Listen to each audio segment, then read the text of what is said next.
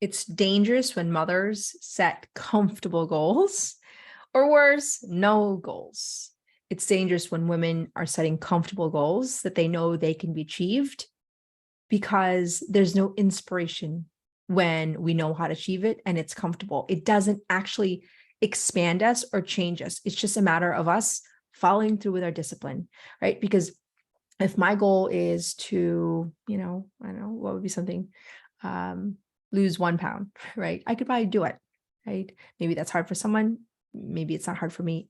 There's not sort of a judgment on what's hard or comfortable for somebody could not be comfortable for another. So it's important that we understand that the metric is different for every person, but you know what's comfortable for you and what's not uncomfortable for you. The problem is that we want to only achieve, we want to set goals that we know we can achieve, because to set a goal that we know we can achieve, there's a fear of failure, there's a fear of what people think, and there's fear of sort of disappointing ourselves, and we just want to give up. The reality is that our brains are made for comfort. It actually seeks to be comfortable. It's made for survival. It's been, I know that our ancestors had to survive, which means that they were trained, their brain was conditioned to protect themselves. So anything that's uncomfortable, which means different, that's how our brain actually sees different. When maybe you all of a sudden, want to start a business and you're so excited about it, and all of a sudden you realize you have to sell things and you're like, oh, this is so not comfortable. I actually don't like this. I thought I wanted to do it. Well, that's your brain resisting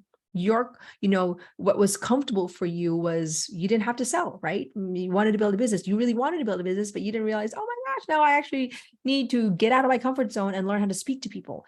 Maybe your comfort zone was not, speaking in the party because you were shy. Well, maybe it's important for you to get to know your children's friends. And so now being shy is actually crippling you to get to know your children's friends and actually have greater accountability, greater communication. And so what we do is that we kind of set comfortable goals for ourselves because it makes us feel good about ourselves. The problem is that eventually, if we just feel good and keep setting comfortable goals that make us feel good of ourselves, we're going to wake up one day and realize we don't actually like ourselves. We might be comfortable, but we're not the woman we like, because the woman that we want to become requires us to step outside of our comfort zone to achieve new heights and great things in life. I mean, it's for me, I was training women, and I would do conferences. I would sit down one-on-one and I would walk them through trainings and frameworks and coffee dates to help them. And that was comfortable for me because I love doing it. I love the one-on-one setting. And my husband, who was basically saying, January, do you want to reach thousands or millions of women? And I said, well, millions. And said, well, you need to learn how to build a business. That was really uncomfortable to me. Number one, I felt like business was the reason why I felt like my family was sort of very separated. I didn't see them. It was the reason why I didn't get to see my mom. I felt like it was the root of a lot of people in our family. So to me, to actually shift my mindset and say, now you want me to build a business that I actually don't want to do and feel really resentful towards a business, I had to really walk into a lot of limiting beliefs to get out of my own way so that I could actually be here to serve you. If I would have just made, and chose, I'm just going to go for the comfort life and say, listen, it's really not for me. I want to serve a lot of people, but I'll just go for, the normal thing that I did, which was serve a lot of people. Yes, I trained thousands, but if I had the ability to train millions, and when people pay, they pay attention. So now it wasn't for free. It got people to pay. And it's when people pay, they actually invest in themselves. Those were all uncomfortable things for me because, first of all, I was a mom, 4 under 4, and didn't know any business experience, kind of resented business, to be honest with you, and resented money. I wanted nothing to do with money, except for the fact that my husband made good money and gave us a really comfortable life. And what would get me out of the comfortable life was to actually learn how to build a business, because now it wasn't just basking and sitting down in the easy, comfortable life where I knew what to do. I knew how to train women. There was no accountability. I could do whenever I want to. Now it was building a business where I was now accountable to other people. I had to learn new skills. I had to really get out of my comfort zone. I had to learn to speak, which I didn't really like to speak in public. And I had to learn how to write a book, and I had to learn how to manage people. I had to learn how to fire people. I had to learn how to, communicate boundaries with, our team members. I mean, these things that I felt like, oh my gosh, it's all not part of the things that I want to do. And the reality is that your greatness is outside of your comfort zone. Every mother is called to live a beautiful and great life, great, unique to you and your call as a mother in context of your season of life and in context of your unique ability, your unique call to the world. And the only way you're going to achieve that is that you go outside of your comfort zone. So if you're sitting out there and you just sort of incrementally only do goals that you know you can achieve, then you are at risk of waking up one day and not fulfilling your God-given commission, which turns out to be a lot like unfulfillment. Then we're like, oh, looking at other women and we're like, oh, everybody has this. And we start to kind of feel the resentment. We start to feel the jealousy. We start to feel like kind of a bit of anger, but it's not really anger. It's a bit spite. And you start to see that. And I remember I had a friend who, it was a really good friend of mine. And it was really kind of a really hurtful situation because I started to build a business and I was not comfortable on social media. I mean, it was so funny for me to actually even get on social media. My assistant had to really kind of jumpstart me because then I was doing it sideways, whatever. It was just not comfortable for me. But to her, it felt like I was now, sharing my life in social media and never really had a conversation with me about my call. And so we really didn't understand the fact that I was doing something outside of my comfort zone. And to her, it was saying, no, you stay in the back, you stay in what's comfortable. But what I knew about her is that she loved to actually speak. She had such a great talent in leading people that she was really amazing, actually, at probably social media. Now, I don't know her call, but if I would have listened to her and say, because she sat me down and really kind of said, you're ruining your life, you're not being a good mom, and sat me down, it was really hurtful for me.